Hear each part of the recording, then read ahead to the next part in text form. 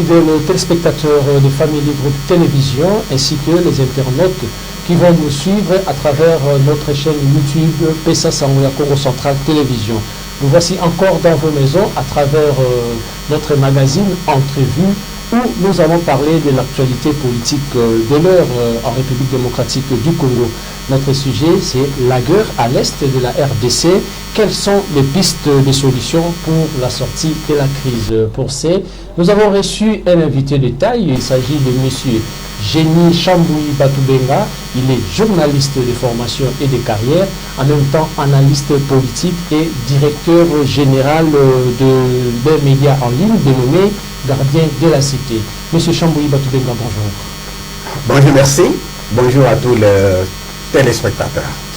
Bienvenue parmi nous. Nous sommes très heureux de vous recevoir aujourd'hui. C'est pour la première fois dans notre magazine Entrevue. Avec plaisir. Voilà, nous allons parler de la République démocratique du Congo. Vous savez qu'il y a aujourd'hui plus de 3 décennies, la RDC est en guerre à l'est de la République. Il y a toujours des groupes armés, ça dérange. Quelle est votre analyse par rapport à cette situation? Merci pour la question et surtout pour l'opportunité que vous me donnez aujourd'hui de parler de la République démocratique du Congo en ce moment où le pays est menacé, le pays est agressé par l'extérieur, par un voisin bien identifié, les Rwandais, par une personne bien identifiée, M. Kagame. Donc, la guerre qui tire ses origines dans les années passées. Si vous suivez très bien l'histoire de cette guerre, en principe, il faut remonter à partir de 1885. Où il y a eu des gens qui étaient mécontents, qui ne voulaient pas. 1885. Depuis la conférence de Berlin. Depuis la conférence de Berlin. Okay. Dès qu'on a eu cet espace que nous avons aujourd'hui, le Rwanda a eu son espace, il y a eu des gens qui étaient mécontents. Et de ce mécontentement, au fil des temps, ça fait qu'il y a des gens maintenant qui ont commencé à profiter de là. Et surtout lorsqu'il y a eu maintenant la guerre, enfin le génocide de 1994 au Rwanda, les gens en ont profité. Il y a eu maintenant un monsieur qui s'appelle Kagame qui a trouvé que c'est l'occasion pour lui de faire les affaires en République démocratique du Congo. C'est ainsi qu'il a manipulé, instrumentalisé certains Congolais et c'est parti de cette façon-là. Vous vous rappelez avec l'AFDEL, c'est parti avec l'AFDEL, avec Laurent Désiré Kabila, ils sont venus. Bon, depuis tout ce temps-là, le Rwanda veut se comporter comme les gestionnaires de la RDC. Et c'est ça la grande difficulté que nous avons. Et cette guerre a continué jusqu'au moment où le Rwanda voudrait que chaque président, chaque personne qui doit diriger la RDC soit contrôlée par lui. Que ce soit Kagame, parce que Kagame est le maître, il faut que le président qui doit être ici, il doit être de son obédience. Même les ministres qui doivent travailler doivent être de son obédience. Même dans l'armée, ça doit être déjà de son obédience. Donc Kagame se considère comme propriétaire de la République démocratique du Congo. Comment un petit pays comme le Rwanda, avec sa superficie, la République démocratique du Congo, 2 345 410 km², j'aime bien préciser 410 km², et le Rwanda peut se faire grand devant la RDC et dominer sur les autorités? C'est ça la question que tout le monde se pose. C'est ça la question que tout le monde se pose. Et vous devez comprendre qu'il y a eu un problème de leadership. Et quelle est réellement la cause de cette guerre? Cette guerre est économique. Je veux dire qu'à part le mécontentement d'espace, ceci, cela, ils ont trouvé que le Rwanda c'est un pays très pauvre. Ils n'ont rien. Vous comprenez? Ils ont trouvé que la RDC, avec tout ce qu'elle a comme minerais, comme richesse, il faut entrer en République démocratique du Congo. Il faut faire de façon qu'il contrôle le minerai, et c'est ça qu'il y a. Mais vous posez une question importante quand vous dites qu'un petit pays qui se donne le luxe de vouloir imposer son dictat sur une grande république comme la République démocratique du Congo, oui, c'est par rapport au leadership. La République démocratique du Congo a eu la malchance depuis 1994, je peux dire, depuis le temps après le génocide. Mobutu est parti. Dès que Mobutu est parti, il n'y a pas eu un leadership fort en République démocratique du Congo. Nous avons eu Laurent Désiré Kabila qui est venu, c'est lui qui nous a amené tous ces malheurs ici, Laurent Désiré Kabila. C'est lui qui a amené les Rwandais. En libérateur pour faire partie. Laurent Désiré Kabila, c'est pourquoi, vous savez, mon opinion, j'ai toujours dit, je n'ai jamais compris comment les gens qui s'étaient réunis dans une chambre qui n'était pas élue ont proclamé Kabila, Laurent Désiré, comme héros. Héros national. Moi, je ne l'ai jamais accepté.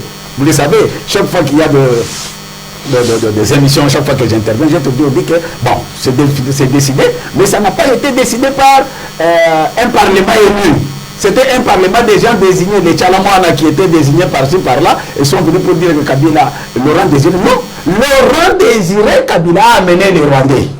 Laurent Désiré Kabila a fait que dans ce pays ici, on a eu le chef d'état-major général un Rwandais. Les Rwandais étaient déjà en République démocratique du Congo depuis l'époque de Mobutu. On nous parle de celui qui était attention, attention, attention.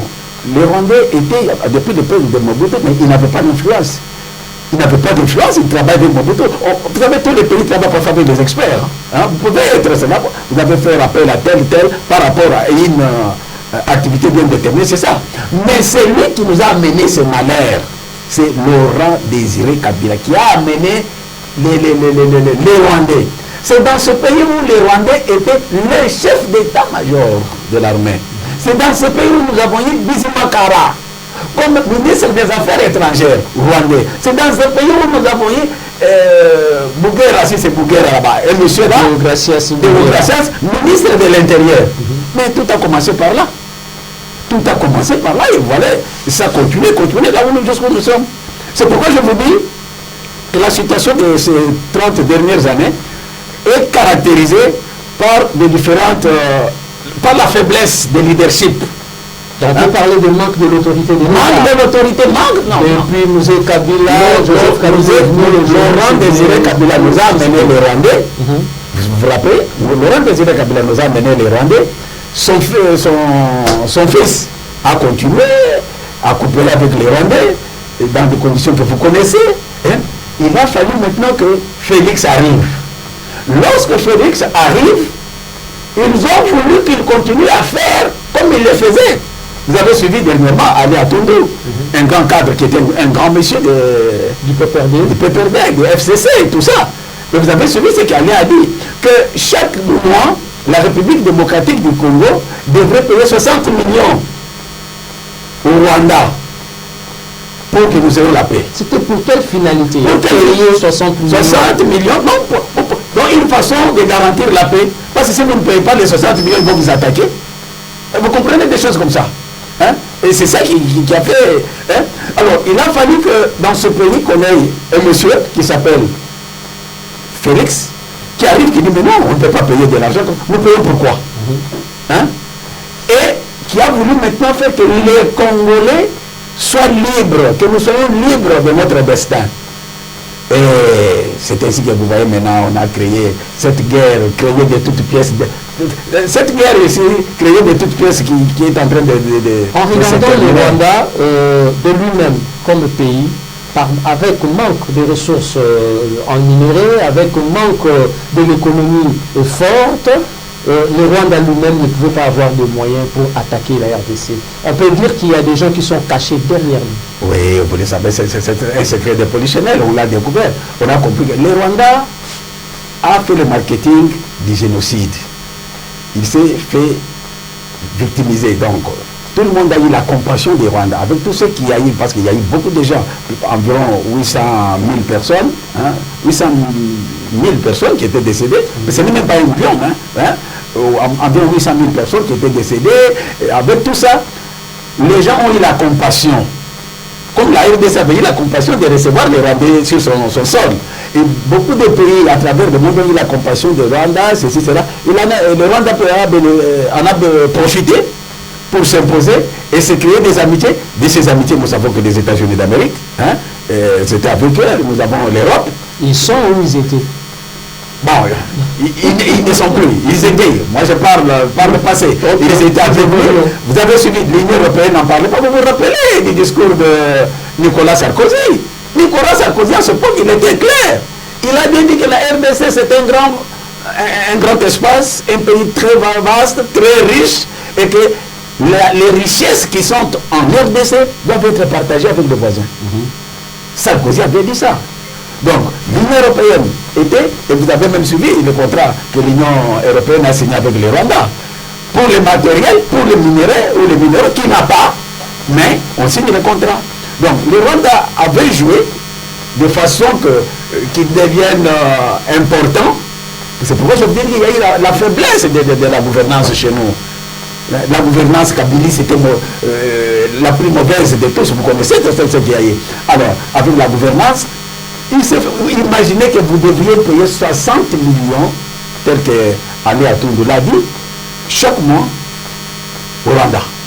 Chaque mois.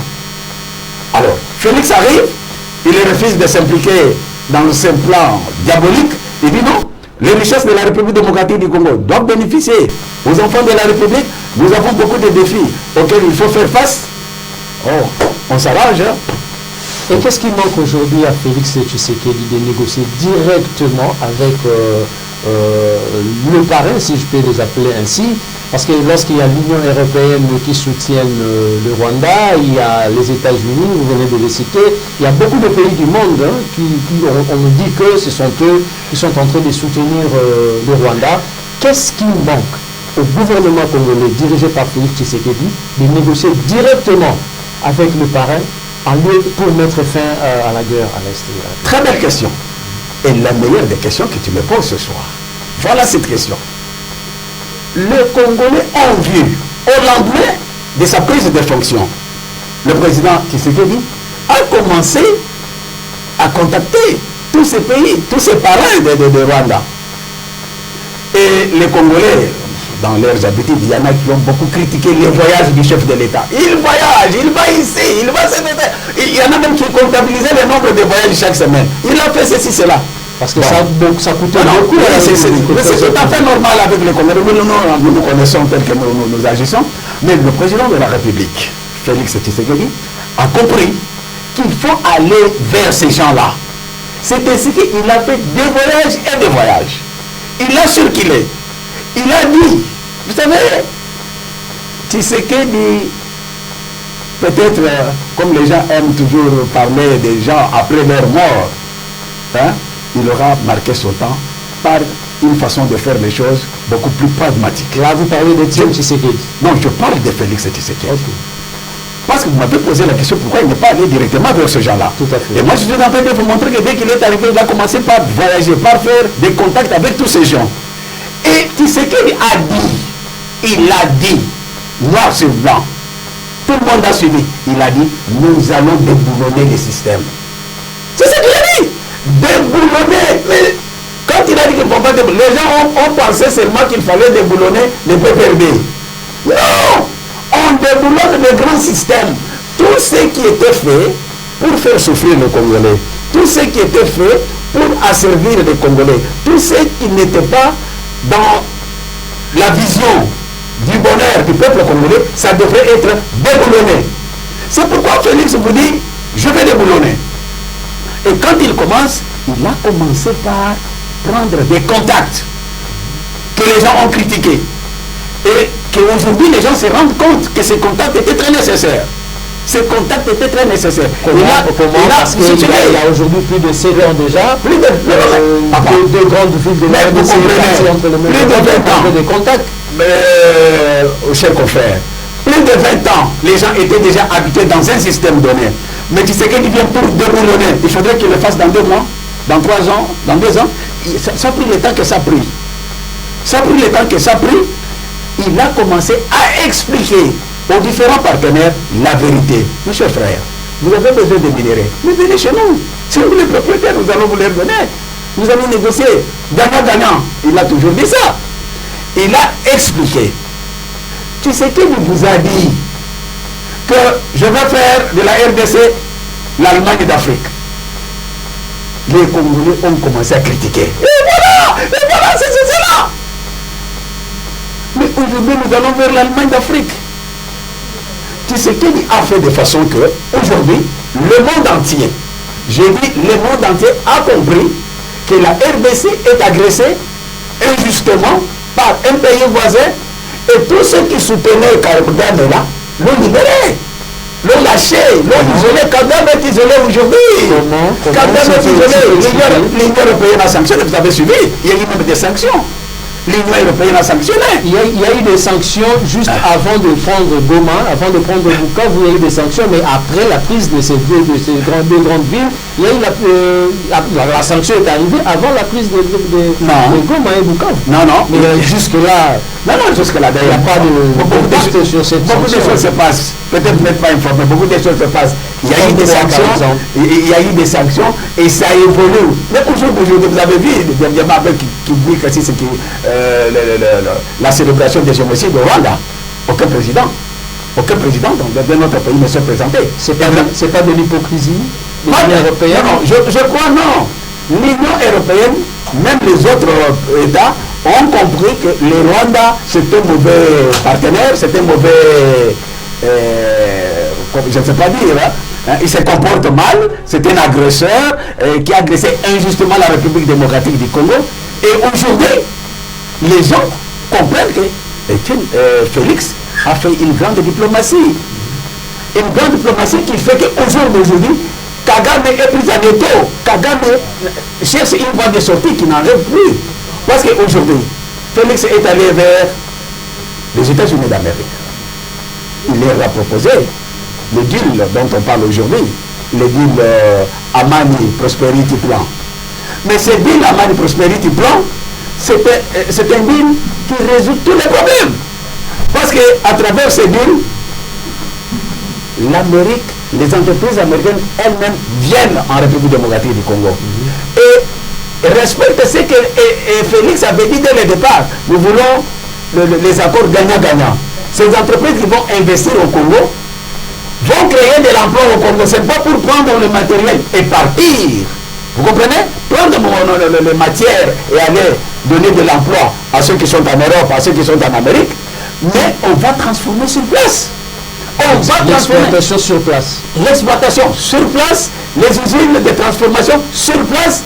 Et je vous dis que nous sommes au moment du départ. C'est ça la garantie pour retrouver la paix en République? La garantie pour trouver la paix, c'est Félix. Selon moi. Ah, là c'est selon Chamboul. Selon Chamboul. Pourquoi? Tshisekedi arrive en 2019. Au mois de janvier, il prête serment. Ok? Au mois de juin, il appelle les gens, les Congolais, au stade de martyrs. Il organise une grande cérémonie où il a dédié ce pays, la République démocratique du Congo, à Dieu. Chers confrères, je vous le dis, peut-être les gens ne comprennent pas ce que c'est le monde spirituel. Mais nous qui avons la maîtrise du monde spirituel, nous savons ce qu'il y a. Lorsque Tshisekedi à genoux, il se met à genoux, il lève ses mains, il dit quoi? Il dit quoi? Moi, Félix Tshisekedi, je dédie solennellement la République démocratique du Congo entre tes mains, ô éternel. Hein? Assois-toi sur le trône. Tshisekedi invite l'éternel Dieu de s'asseoir sur le trône, hein? Et règne en maître. Et il dit, sois le roi du Congo.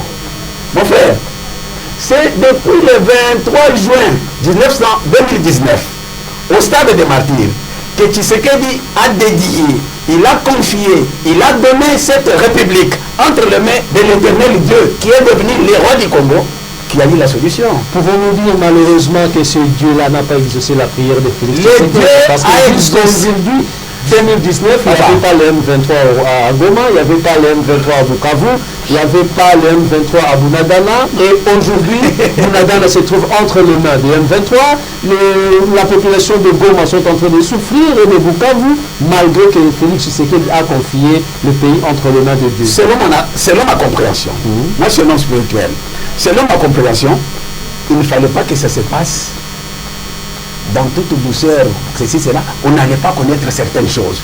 Il a fallu faire de façon que nous puissions découvrir. Aujourd'hui, nous avons compris beaucoup de choses à travers ce qui s'est passé.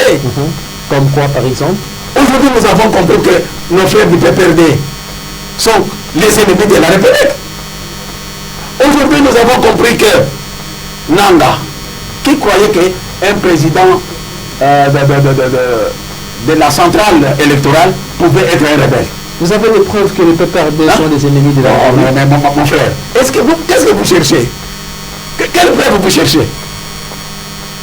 Ils ont refusé les élections. Ils ont dit que nous sommes les résistants. Est-ce que dans notre constitution, il y a une place des résistants? Vous êtes au pouvoir, vous êtes dans le pouvoir. L'IDPS n'avait pas dit que je suis résistant. L'IDPS était resté dans l'opposition. Notre constitution reconnaît deux situations. Où on est dans l'opposition, où on est au pouvoir. Mais les gens sortent en républiquement, nous sommes les résistants. Et au fil des jours, avec tout ce qui se passe, vous avez vu ce que nous avons entendu de Kabila, ce que Kabila a dit. Et aujourd'hui, ce matin, je ne sais pas, c'est encore à vérifier. Avant d'entrer dans ce studio, je suivais que Kabila est arrivé à Goma. Et en venant par c'est une information que nous allons encore vérifier. Nous avons vérifié effectivement. Gagner la République du pays. Et il a comment Goma entre les mains des rebelles, lui peut aller entrer par là. Mais il a fallu que ces choses arrivent pour que que les gens puissent les savoir. Il a fallu que ce moment arrive. Que Jean-Claude Vemba est allé de l'autre côté. Il a fallu que ces gens arrivent pour que nous sachions que Franck Nyanga, Franck Nyanga est allé de l'autre côté. Mais la réalité c'est quoi? La réalité est que les dons, tu sais dire, enfin, excusez-moi, les gens peuvent me dire, mais pourquoi Chambo il parle beaucoup de Tshisekedi? Non, moi je parle comme analyste, comme un homme spirituel, connaissant que le roi de la RDC est déjà dans son siège sur l'éternel Dieu, à qui on avait confié la République depuis juin 2019 au stade de Martyrs. Je sais qu'il veut maintenant montrer sa puissance parce que on va résoudre. La guerre est finie. Chamboui, parlons de ces cultes dédiés, où Tshisekedi a dédié le pays entre les mains de Dieu. Oui. La RDC est toujours déclaré pays laïque, où vous avez des indépendantistes, vous avez des chrétiens, des musulmans, ainsi de suite. Tshisekedi a organisé ces cultes rien qu'avec les chrétiens. Les musulmans sont d'accord? Est-ce que les indépendantistes, les Bangous qui ne croient pas à Jésus-Christ, sont d'accord avec ça? C'était un culte écuménique. C'était un culte écuménique. On avait invité tous les Congolais. Tout le monde devrait être là. Et tout le monde croit en Dieu. Musulmans, kimbanguistes, protestants, même les partis politiques ici, ça s'appelle comment? La Senko, hein, tu vois? Tous ces gens là-bas. Il y a un parti politique de Senko dans ce pays. Bon, cette histoire-là, je ne sais pas si c'est quoi là, ils étaient tous là. Alors, c'est pour dire que aujourd'hui, Tshisekedi a fait de façon que moi, en tant qu'un homme spirituel, c'est vrai que je suis un grand homme spirituel. Moi, je vois l'esprit. Je vois ce qui se passe dans le monde des esprits. Je vois qu'il y a déjà la fin de la guerre. C'est la délivrance de la RDC. Vous avez cité ici Franck Diongo qui est maintenant aux côtés de Nanga, selon vous, vos propos. Vous avez cité notre frère, notre concitoyen Jean-Claude Vemba. Vous avez cité aussi Kabila. Est-ce que le problème, c'est pas Tshisekedi? Oui, le problème, c'est Tshisekedi parce qu'il délivre le pays entre les mains des gens qui étaient habitués. C'est pas sa dictature. Non! C'est pas la façon dont il voulait amener le pays avec des mots tels que moi, le garant de la nation, qui peut m'interdire à modifier la constitution. D'ailleurs, moi je crois que s'il peut se mettre encore debout aujourd'hui, qu'il reprenne cette phrase. Moi, les garants de la nation. Qui peut m'interdire? Mais qui peut interdire Tshisekedi à délivrer le peuple des jours où il était enfoncé? On était dans un système où on devrait payer chaque mois 60 millions au Rwanda. Est-ce que vous trouvez ça normal? On était dans un système où nos minéraux, il faut toujours les exporter. Ok? Ici, il n'y a pas d'emploi. Les enfants quittent la République pour aller chercher de l'emploi en Europe, pour aller chercher de l'emploi en Amérique, dans d'autres. Maintenant, tu sais qu'il arrive, il vous dit non, mes frères. Dieu nous a bénis. Dieu qui, maintenant, est le maître du pays. Nous devons maintenant utiliser ces histoires. Maintenant, il y a des entreprises. Entreprises, mon cher. D'entreprises, on va transformer nos matières sur place. Il y aura de l'emploi sur place. Nos enfants vont travailler. C'est ce qui va mettre fin à la guerre. Quelle guerre encore? Mais jusqu'à aujourd'hui, guerre et Syrie. Guerre. Comment vous dites que la guerre a été faite alors que jusqu'à maintenant, au moment où nous parlons, Goma est occupé, il y a des gens qui meurent du jour au lendemain à Goma. Pourquoi vous faites l'effort de ne pas me comprendre? J'ai l'impression que vous faites l'effort de ne pas me comprendre. Goma est occupé jusqu'à aujourd'hui. Oui. Sur le plan, le Premier ministre peut se dire aujourd'hui de quitter Kinshasa pour aller à Goma, pour aller à Chers confrères, lorsque je vous dis que sur le plan spirituel, dans le monde des esprits, guerre et Syrie, c'est dans le monde des esprits. On a toujours dit Jésus c'est la fin de toutes choses.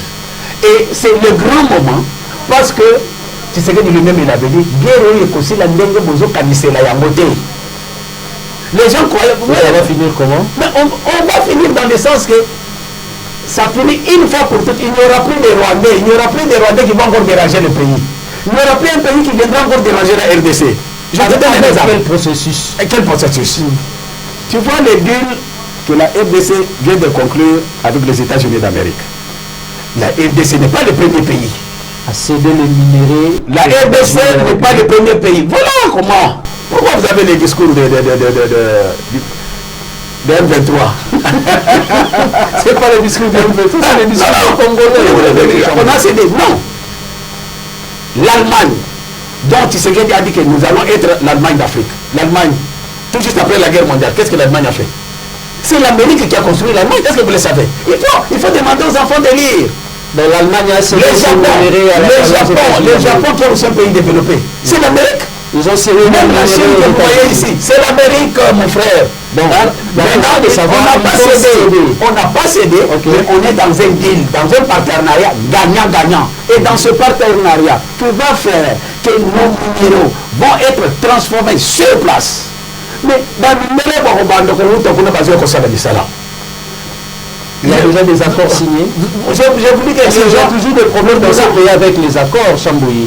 Aujourd'hui, on ne sait pas quels sont les accords que Tshisekedi a signés avec le Rwanda. Parce que hier, on nous disait que Tshisekedi a refusé les accords que Kabila avait signés avec le Rwanda pour qu'il y ait la paix à Goma. À 60 millions chaque mois. Avec le Rwanda. Et maintenant, quels sont les accords que Tshisekedi a signés avec les États-Unis pour qu'il y ait la paix? On va mettre ça sur la table. Vous allez connaître ça. Ce n'est pas un secret. On va vous mettre ça sur la table. Vous allez suivre là ça. Mais je vous dis seulement que cette guerre que vous voyez ici, les Rwandais que vous voyez ici, vous ne les verrez plus encore venir en République démocratique du Congo. Parmi les gens qui sont debout ici, ceux qui font à Goma, qui vont entrer par Goma, tous ces gens, ils ne vont plus rien faire. Parlons des démarches du gouvernement. Là, il y a la diplomatie, il y a la Senko qui s'était engagée avec nos frères de l'église protestante qui sont allés voir M. Nanga et Bissinois, les autorités des cadres de M23. Ils sont allés au Rwanda, ils sont allés aux États-Unis et un peu partout pour chercher la paix. Comment analysez-vous cette démarche? Qui a financé cette mission? Ils ont fait des tours, comme vous dites là. Ils sont allés au Rwanda, ils sont allés par-ci, par-là. Qui a financé ça? Voilà. Batouana, ces gens-là, ceux qui sont consolidés dans le Rwanda. Je me rappelle, c'est Jean-Pierre Bemba qui avait dit que ce sont les politiciens en robe. Hein? Donc, ces gens-là, ils étaient dans une logique. La logique connue, la haine. La haine que tout le monde connaît, la haine d'un Cholé contre Tshisekedi. Qui ne connaît pas ça? Si vous ne connaissez pas ça, si vous n'êtes pas congolais, Cholé, chaque fois qu'il parle, depuis les débuts, c'était pas la paix. Cholé a toujours été contre Tshisekedi. Ambongo a toujours été contre Tshisekedi. C'est connu, ce n'est pas un secret. Il y a certaines choses qu'il faut qu'on se les dise en face. On connaît ça. Et lorsque vous voyez Cholé, vous croyez que Cholé peut amorcer quelque chose en faveur de Tshisekedi? Il ne faut pas être net. Il ne faut pas être distrait jusqu'à ce point-là. Hein? Cette histoire-là de Senko n'a rien de solution au pays. La solution est déjà là. La solution, c'est les deals. Nous avons les deals qu'on a signés avec les États-Unis d'Amérique. Nous avons trouvé la plus grande puissance du monde qui signe un deal avec le plus grand riche du monde. Nous sommes les plus grands riches. Le tableau de Mendeleev est un million, c'est ton lit. Tout le monde va t'assumer. Nous sommes un pays riche. Il y a la grande puissance du monde signe les deals avec le pays le plus riche du monde, nous allons travailler ensemble, nous allons transformer nos minéraux, nous allons transformer nos richesses, hein, ce qui fait que tout le monde va travailler. La République démocratique du Congo commence une ère nouvelle, hein, sous le leadership de Félix Tshisekedi. Et peut-être c'est le démarrage, c'est le début de la RDC. Et c'est ainsi qu'il vous avait dit que je vais faire de la RDC l'Allemagne d'Afrique. Les gens ont pensé à des choses. Vous savez, c'est comme il est écrit dans la Bible que Dieu parle tantôt d'une manière, tantôt d'une autre. Hein? Et que,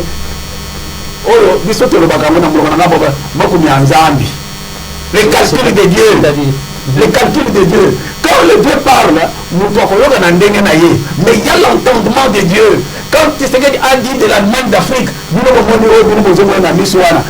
vous a dit de cette délivrance que nous allons nous développer comme l'Allemagne. Nous allons nous développer comme le Japon, qui ont été aussi facilités à arriver à ce niveau-là par les États-Unis d'Amérique. Ce sont les États-Unis d'Amérique pour aider le Qatar. Ce sont les États-Unis d'Amérique pour aider l'Arabie Saoudite.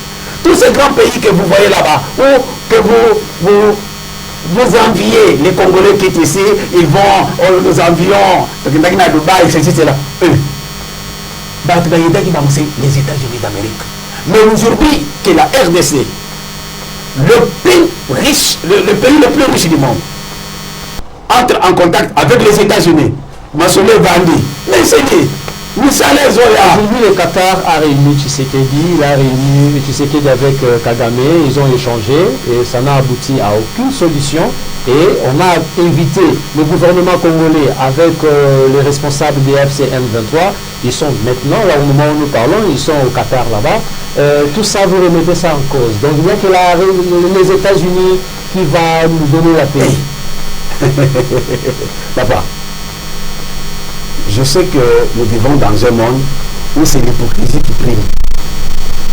L'hypocrisie est que, vous voyez, je félicite, il y a un Américain qui était secrétaire d'État, Herman Cohen. Vous l'avez toujours entendu, vous avez beaucoup entendu parler de Herman Cohen. Il a dit quoi? Il a dit que Tshisekedi c'était un génie politique. Il a l'art de la politique actuelle du monde. Donc, tout ce qui est en train de se passer là, les réunions, ce sont des choses effectivement, il faut en termes de forme, de formalité. La réalité est là. Les formalités qui ne vont aboutir à rien. Les formalités pour éviter des prétextes. Au moins pour éviter. Est-ce que tu sais qu'il y a réussi 5 ans, non?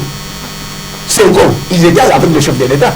Bango bakasi que les bango bakeli chole akeli pas chef de l'État zolo banaya zolo bazolo baba ya kasi que chef de l'État zayuma au nous sans zolo banaya yokité. C'est lui que je cause avec quelqu'un qui ne m'aime pas.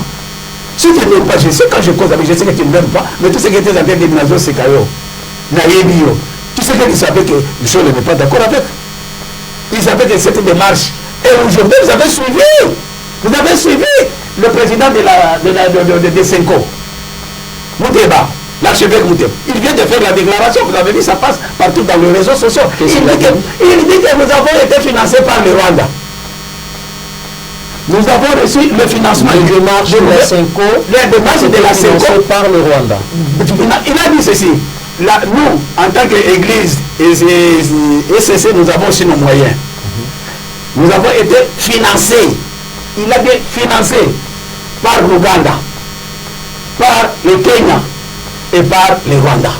Et les journalistes ont posé la question, mais la République démocratique du Congo, comment dans cette démarche, la République démocratique du Congo n'a pas financé, il n'a pas redonné la réponse.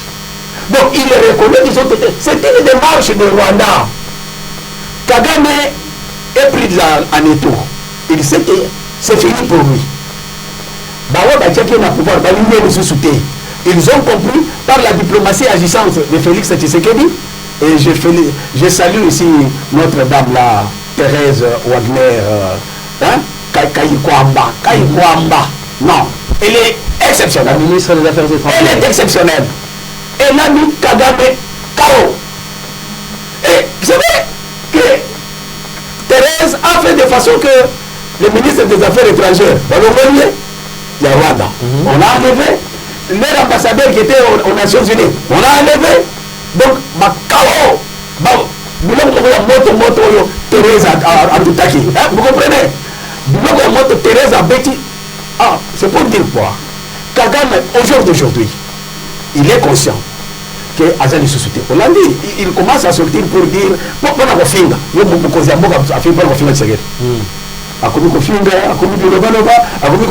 a dit même à ceux qui ne sont pas venus dans sa fête des génocides, il a dit qu'ils aillent au diable. Oh, les sanctions, on s'en fout.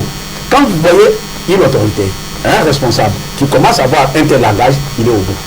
Vous avez suivi le M23 et l'AFC, ils ont posé des préalables, ils ont posé des conditions au gouvernement congolais pour qu'il puisse accepter le cessez-le-feu. Vous avez suivi, j'espère. Et par rapport à leur déclaration, quelle est l'analyse que vous faites? Je vous ai dit ici que tout ça, ce sont des distractions. Guerre excessive. M23 va poser des conditions. Pourquoi? Est-ce que Bazali Makassi va continuer? Tout d'abord, Bakati Bango, avec les sanctions, avec les dispositions prises, puisque nous on n'achète pas les minéraux comme ça. Les minéraux sont identifiés, sont estampillés. Donc, vous voyez, Bazombo exaté.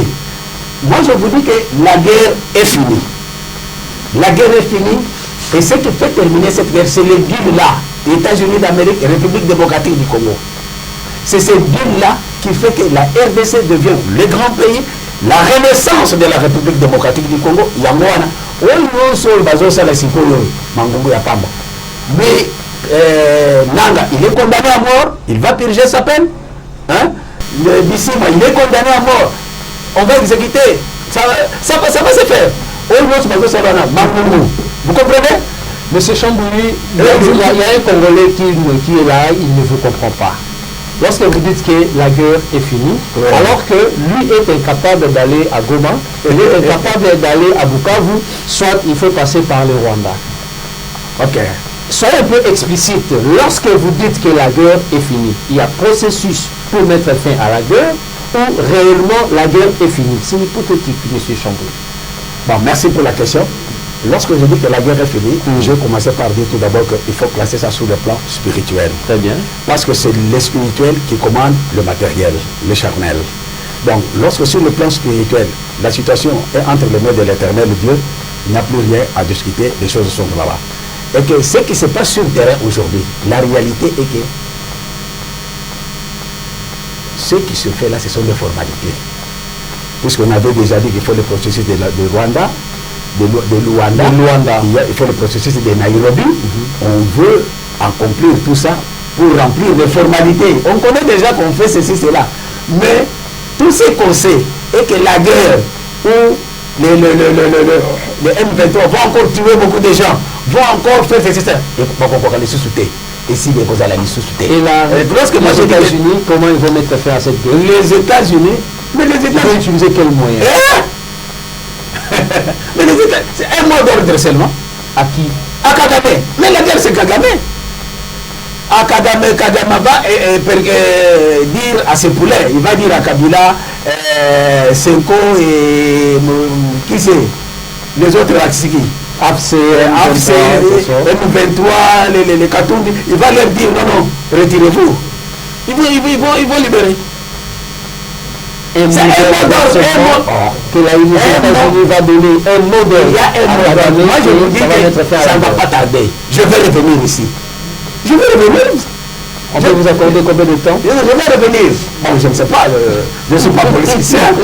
Mais tout ce que je sais est que on peut donner le temps qu'il faut donner, mais la réalité est qu'on est vers la fin de la guerre termine, et c'est la renaissance de la République démocratique du Congo.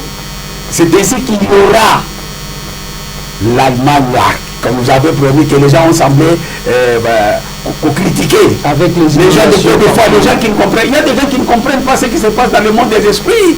Hein? Alors, c'est ce qui fait que ça va se faire, et que la renaissance, nous aurons maintenant la République démocratique du Congo où il va bien. Mesdames et messieurs, vous êtes en train de suivre votre émission Entrevue avec aujourd'hui comme invité M. Génie Chambouli Batoubenga. Lui, il est le directeur général d'une presse en ligne dénommée Gardien de la Cité. Aujourd'hui, je le reçois en qualité d'analyste politique où il nous parle, nous sommes en train d'analyser sur la crise à l'est de la République démocratique du Congo. Mais pour M. Chambouilly, avec les États-Unis d'Amérique, la guerre est finie. Bon, on ne sait pas par quelle magie. La guerre est finie. Lui a dit il y aura seulement un mot d'ordre que les États-Unis vont donner à M. Kagame pour qu'il puisse retirer le M23 et retirer les AFC de Corneille Nangaa. Mais au cas où les États-Unis donnaient l'ordre à Kagame et que le M23 et l'AFC n'obtempèrent pas à cet ordre, qu'est-ce qui va arriver? Une hypothèse impossible. C'est-à-dire, vous voyez Kagame refuser le mot d'ordre des États-Unis. Vous voyez Nangaa refuser le mot d'ordre de Kagame. Vous voyez Kabila refuser le mot d'ordre de Kagame. Ce sont des humains. Non, je vous dis, papa, les histoires de guerre, on ne les fait pas n'importe comment. Vous avez vu, nous avons vu sur les réseaux sociaux, il y a quelqu'un de Nangaa là, qui commence à dire que vous nous demandez d'arriver vite à Kisangani, vous savez que ça demande de l'argent, la guerre coûte, nous avons besoin de carburant, nous avons besoin de munitions, nous avons besoin de quoi manger. Ils ont la difficulté d'avoir les moyens. Et maintenant qu'on est en train déjà de boucher tous les trous là où ils pouvaient avoir de l'argent, il n'y a plus de sortie, il n'y a plus d'issue pour avoir de l'argent. Donc l'Amérique, vous ne connaissez pas. Les États-Unis, c'est la première puissance du monde. Il va utiliser quel moyen cette fois-là? Au cas où il refusait de tempérer aux autres. Vous verrez ce qu'il va faire. Mais moi je vois tout d'abord que c'est une hypothèse impossible. Parce que je ne vois pas quelqu'un qui peut faire la tête aux États-Unis d'Amérique, dans ce pays d'Afrique. Il y a aujourd'hui la Chine, il y a la Corée du Sud. J'ai bien précisé, dans ce pays d'Afrique ici, je ne vois pas un pays qui va faire tête aux États-Unis d'Amérique. Et surtout dans les cas d'espèce Kagame. Comment Kagame peut faire tête à l'Amérique? Où est-ce qu'il va trouver des moyens? Et s'il fait recours à la Russie, par exemple, à la Chine, Kagame? Donc, est-ce que la Russie... Mais la Russie, vous n'avez pas suivi ce qui se passe maintenant pour la guerre de l'Ukraine. La Russie connaît que les États-Unis d'Amérique, c'est une force. Vous voyez, c'est des grandes puissances qui peuvent s'affronter pour Kagame qui n'a rien. C'est pour le minerai, non pour le Kagame. Pour le minerai, on doit privilégier celui qui a quelque chose, c'est la République démocratique du Congo, le pays le plus riche du monde. Le pays le plus riche du monde. Toutes les études ont démontré que la richesse de la RDC dépasse même des États-Unis, dépasse de l'Europe réunie. Et dans ce pays, on a découvert même que nous avons ce qu'on appelle les terres rares. Terres rares, Mabélé, la rare, non, nous en paix. Dieu a créé des choses pour la République démocratique du Congo. Et ces histoires qu'il a créées pour la République démocratique du Congo, les gens ont besoin de ça. Les gens ont besoin de ça. Et en premier lieu, les États-Unis, la grande puissance. Nous avons le matériel pour des fusées, pour des bombes, pour des avions, pour tout. Ça y est, en République démocratique du Congo. Je vous dis le secret. C'est ça le miracle de Tshisekedi, c'est que Tshisekedi fait de la République démocratique du Congo.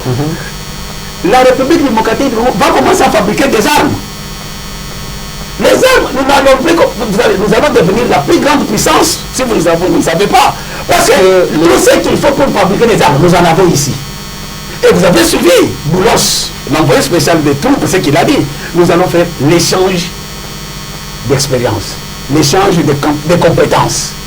Donc, ce sont nos enfants ici. Et d'ailleurs, je recommande à la jeunesse d'apprendre déjà l'anglais. Il faut apprendre l'anglais. Jeunes gens, apprenez l'anglais.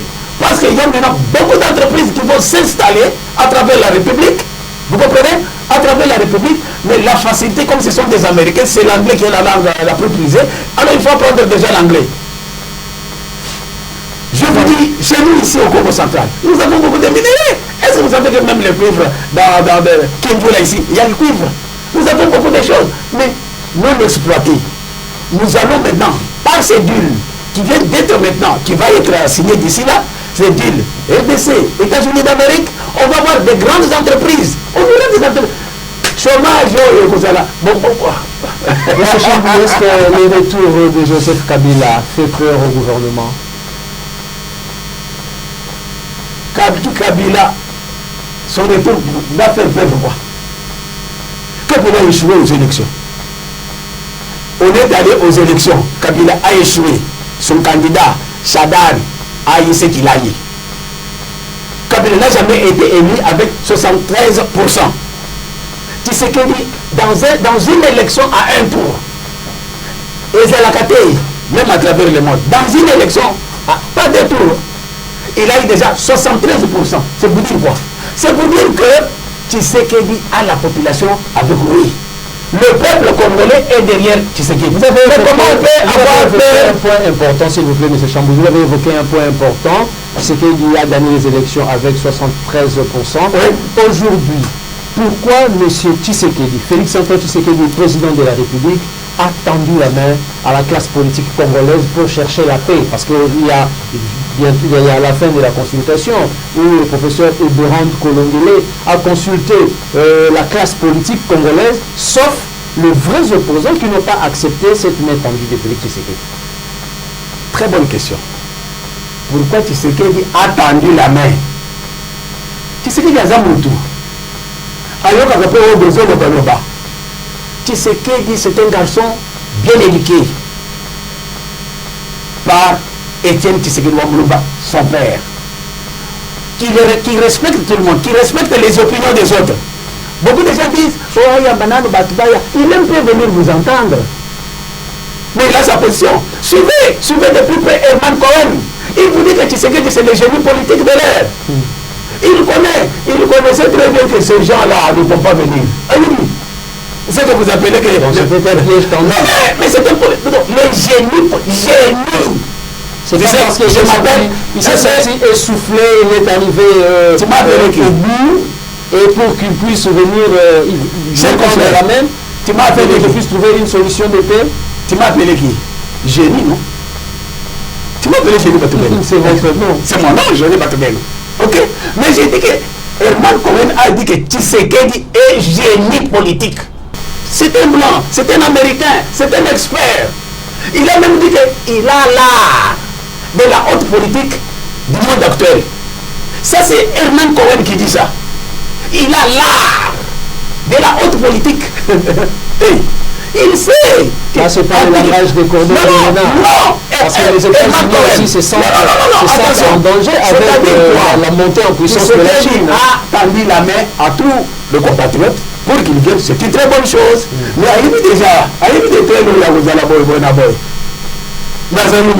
il connaît ce qu'il y a. Mais dans l'entretemps, il a déjà cherché la solution. La solution, c'est les villes. Si vous avez suivi les villes dont tout le monde attend à célébrer son effectivité maintenant, ça n'a pas commencé aujourd'hui. Vous avez suivi que ça a été commencé depuis 2019. C'est-à-dire que quand tu sais qu'il faisait l'air, ceci, c'est là, le travail se faisait. Lorsqu'il y a un seul voyage, le travail se faisait. Et lorsque, même aujourd'hui, vous direz, il va vous dire non, allons, vous restez ensemble. Mais il a l'exactitude de fait.